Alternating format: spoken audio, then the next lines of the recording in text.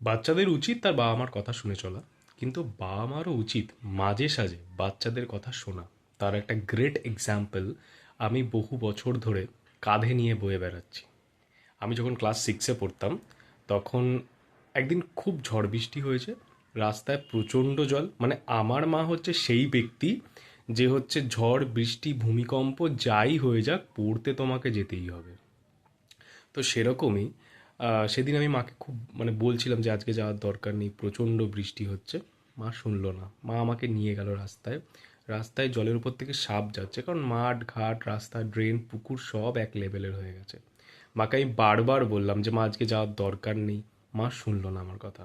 মা একটা রাস্তা খুঁজে পেলো যেটায় কম জল আছে, মা ওটা দিয়ে যেতে গেল, পড়ে গিয়ে হাতটা ভেঙে ফেললো। আমি তখন ছোট, ফোনও নেই। মাকে ওই জলের মধ্যেই টেনে এক জায়গায় বসিয়ে বাড়ির থেকে লোক এনে ওখানে নিয়ে গিয়ে তারপরে হসপিটালে নিয়ে যাওয়া, এইসব।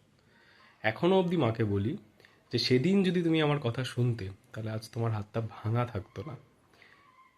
এখনও অবধি হাতের সমস্যা, ভারী জিনিস তুলতে পারে না, মায়ের সাজেই ব্যথা করে। মাঝে সাঝে বাচ্চাদের কথাও শোনা উচিত, মানে আমার মনে হয় এটা। মাঝে সাঝে, সবসময় নয়, মায়ের সাজে।